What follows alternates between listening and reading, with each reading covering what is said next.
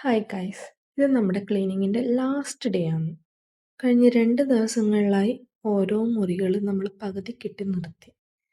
ഇന്ന് അതൊക്കെ കംപ്ലീറ്റ് ആക്കാൻ പോവാണ്. കൂടെ ഈ ഒരു റൂം, ഇതെൻ്റെ അച്ഛൻ്റെ അമ്മേൻ്റെ റൂമാണ്.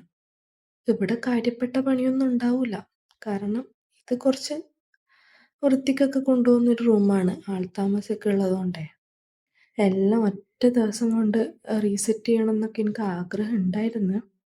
ബട്ട് അങ്ങനെ നിർത്താണ്ട് പണിയെടുക്കാൻ ഞാൻ റോബോട്ട് അല്ലാത്തത് കൊണ്ടും അധികം നേരം നിന്ന് പണിയെടുക്കാനുള്ള ആവത് എനിക്കില്ലാത്തത് കൊണ്ടും നമ്മൾ ഓരോരോ ദിവസങ്ങളിലായി അത് ചെയ്യാമെന്ന് വിചാരിച്ചു.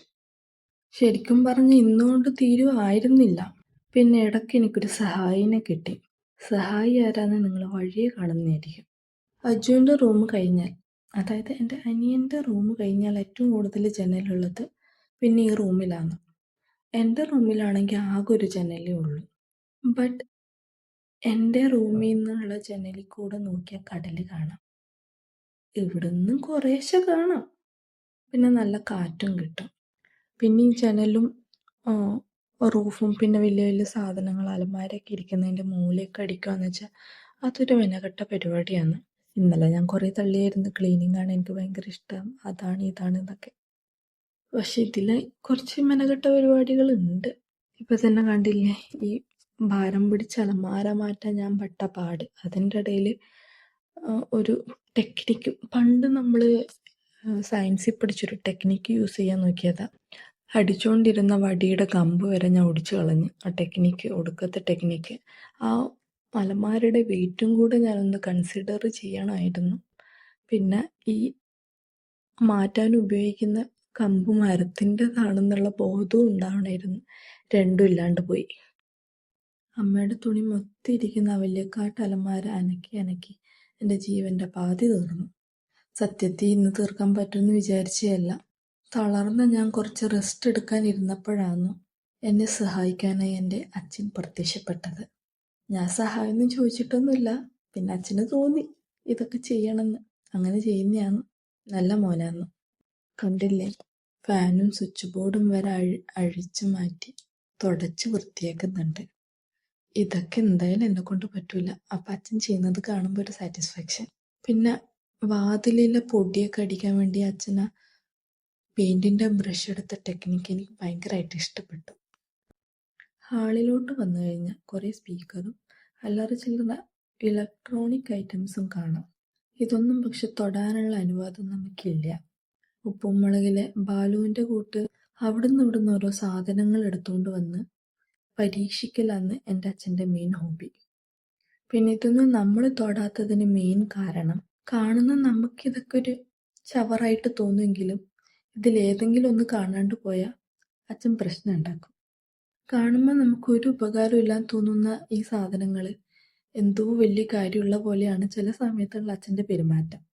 പിന്നെ ഇതിൽ ഉപയോഗമുള്ളത് ഏതാ ഉപയോഗമില്ലാത്തത് ഏതാണെന്ന് മനസ്സിലാക്കാനുള്ള ബോധം നമുക്കില്ലാത്തതുകൊണ്ടും അച്ഛനോട് അത് ചോദിച്ചാൽ അച്ഛൻ മര്യാദക്ക് പറയില്ലാത്തതുകൊണ്ടും, ചോദിച്ചാൽ തന്നെ പറയാം എല്ലാം വേണ്ടുന്നേ പറയുന്നതുകൊണ്ട് ചോദിച്ചിട്ട് കാര്യമില്ല, അതങ്ങനെ വിടുക, അത്ര തന്നെ.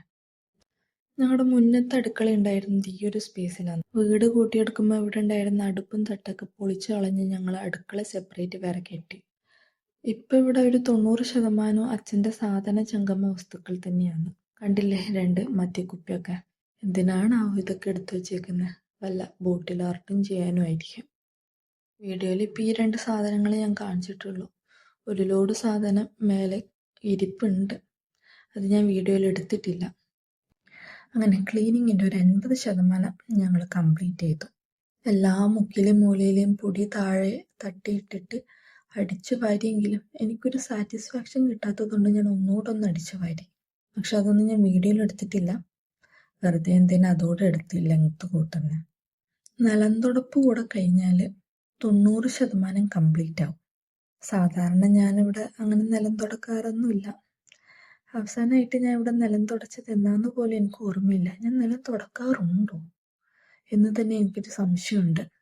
അച്ഛൻ അല്ലെങ്കിൽ അമ്മ, പക്ഷെ ഇത്തവണ അച്ഛനല്ലേ എനിക്ക് വിട്ടു തന്നു, ഞാനായിട്ട് ഏറ്റെടുത്തതല്ലേ. ഒരു തവണ ഒന്ന് പെട്ടെന്ന് തുടച്ചെടുക്കാമെന്നായിരുന്നു ഞാൻ വിചാരിച്ചത്. പക്ഷെ അച്ഛൻ പറഞ്ഞു അതുപോരാ, ആദ്യം വെള്ളം കൊണ്ടൊന്ന് നനയ്ക്കുക, അത് കഴിഞ്ഞിട്ട് ഒന്നുകൂടെ ഒന്ന് തുടയ്ക്കുക. എനിവേ, ആ പറഞ്ഞത് കാര്യമായി. അതോടെ കഴിഞ്ഞപ്പം കിട്ടിയൊരു സാറ്റിസ്ഫാക്ഷൻ ലെവല് അത് വേറെ ലെവലായിരുന്നു. എല്ലാം തുടച്ചു കഴിഞ്ഞ് ക്ലീൻ ഫീറ്റിൽ തറയിൽ ചവിട്ടുമ്പോൾ നമുക്കത് ഫീൽ ചെയ്യാൻ പറ്റുന്നുണ്ടായിരുന്നു. ഒരൊറ്റ പൊടി പോലും ഇനി ഇവിടെ ശേഷിക്കുന്നില്ല എന്നുള്ള ഒരു ഫീല്. അങ്ങനെ 90% പണിയും തീർത്ത ശേഷം ഞാൻ കുളിച്ച് റെഡിയായി ഒന്ന് പുറത്തേക്ക് പോയായിരുന്നു. എനിക്ക് കുറച്ചധികം കാര്യങ്ങൾ ചെയ്ത് തീർക്കാനുണ്ടായിരുന്നു. അപ്പം പുറത്തൊക്കെ പോയി ഫുഡൊക്കെ കഴിച്ച് വന്നപ്പോഴത്തേക്ക് നേരെ ഒരുപാട് ഇരുട്ടിയിട്ടുണ്ടായിരുന്നു. എൻ്റെ ബാക്കി 10% പണി ഞാൻ തീർത്തത് ആ ഒരു ടൈമിലായിരുന്നു. എന്തായാലും ഇന്ന് തന്നെ എല്ലാം തീർത്തിട്ട് ഉറങ്ങണം എന്നുള്ളൊരു വാശി എനിക്കുണ്ടായിരുന്നു. അജുവിൻ്റെ റൂമിലെ കേർട്ടൻസൊക്കെ ഇന്നലെ ഇട്ടതായിരുന്നു. സോ ഇനി അവിടെ ബെഡ് മാത്രമേ സെറ്റ് ചെയ്യാനുണ്ടായിരുന്നുള്ളൂ.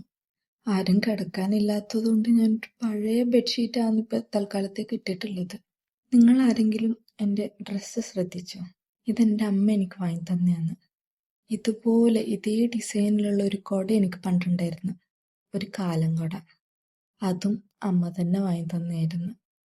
ആദ്യം ഞാൻ ഈ ഡിസൈനൊക്കെ കണ്ടപ്പം അമ്മയോട് പറഞ്ഞ്, ഇങ്ങനെ എന്തെന്നാണ് പണ്ട് എനിക്ക് ഇതുപോലെ ഒരു കുടയൊക്കെ ഉണ്ടായിരുന്നല്ല, ഇതെന്തെന്നെല്ലാം പറഞ്ഞിങ്ങനെ ഇഷ്ടമില്ലാത്ത പോലെയൊക്കെ ഇതാക്കി നിന്നായിരുന്നു. പിന്നെ ഇട്ട് നോക്കിയപ്പോൾ നല്ല കംഫർട്ടബിൾ, അതുകൊണ്ട് അങ്ങനെ ഇട്ട് പോകുന്നു. ഡിസൈനൊന്നും പിന്നെ നോക്കിയില്ല. അറ്റ് ദ എൻഡ് നമുക്ക് കംഫർട്ടാണല്ലോ മുഖ്യം. അച്ഛൻ്റെ അമ്മയുടെ റൂമിൽ കട്ടിലിട്ടിരിക്കുന്നത് കുറച്ച് ഡിഫറെൻ്റ് ആയിട്ടുള്ള രീതിയിലാണ്. നോക്കിയേ, കയറുമ്പോൾ തന്നെ വാതിലിനോട് ചാരിയിരിക്കുന്ന തരത്തിൽ ഒരു കട്ടിലും ഏതോ ഒരു മൂലയിൽ 2 അലമാരയും. ഇതൊരു ഭയങ്കര ഒരു വിയർഡായിട്ട് തോന്നില്ലേ? പക്ഷെ ഇങ്ങനെ ഇടുന്നതാണ് ഇവിടെ കിടക്കുന്നവർക്ക് കൂടുതൽ കംഫർട്ടബിൾ ആയിരിക്കുക. കാരണം എന്താണെന്ന് വെച്ചാൽ ഇവിടെ ഇങ്ങനെ ഈ ഒരു രീതിയിൽ കട്ടിലിട്ടാൽ മാത്രമേ കാറ്റ് നന്നായിട്ട് കിട്ടുള്ളൂ. ഏതേലും മൂലയിൽ കട്ടിലും കൊണ്ടിട്ട് ചൂടെടുത്ത് ചാവുന്നതിലും നല്ലതല്ലേ? ലുക്കിനേക്കാളും നമ്മൾ ഇമ്പോർട്ടൻസ് കൊടുക്കേണ്ടത് എപ്പോഴും കംഫർട്ടിനാണ്. അതിപ്പോൾ ഡ്രസ്സായാലും കിടത്തായാലും എന്ത് തന്നെയായാലും. റൂമിലെയും ഹാളിലെയും കൂടാണ്ട് വേറെയും പലയിടത്തായിട്ട് കേർട്ടൻസ് സെറ്റ് ചെയ്യാനുണ്ടായിരുന്നു. ബട്ട് കേർട്ടൻസ് സെറ്റ് ചെയ്യുന്നത് ഒരു മെനക്കെട്ട പരിപാടി ആയതുകൊണ്ട് അത് ലെങ്ത് അനുസരിച്ച് വേർതിരിച്ച് വെക്കാൻ ഞാൻ അച്ഛനെ ഏൽപ്പിച്ചു.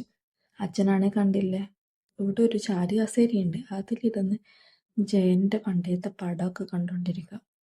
അതിൻ്റെ ഇടയിൽ തന്നെ ഞാൻ പറഞ്ഞ കാര്യം സെറ്റാക്കി തരുകയും ചെയ്തു. അതുകൊണ്ട് എളുപ്പം പണി കഴിഞ്ഞു. ഇതേ നോക്കിയേ, എങ്ങനെ ഇരുന്ന് എൻ്റെ റൂമാ. ഇനി എനിക്ക് സുഖമായിട്ട് സന്തോഷത്തോടെ സമാധാനത്തോടെ ഇവിടെ കിടന്നുറങ്ങാം. അങ്ങനെ നമ്മുടെ ക്ലീനിങ് പരിപാടി ഇവിടെ അവസാനിച്ചിരിക്കുകയാണ്. അപ്പോൾ എല്ലാവരോടും ബൈ.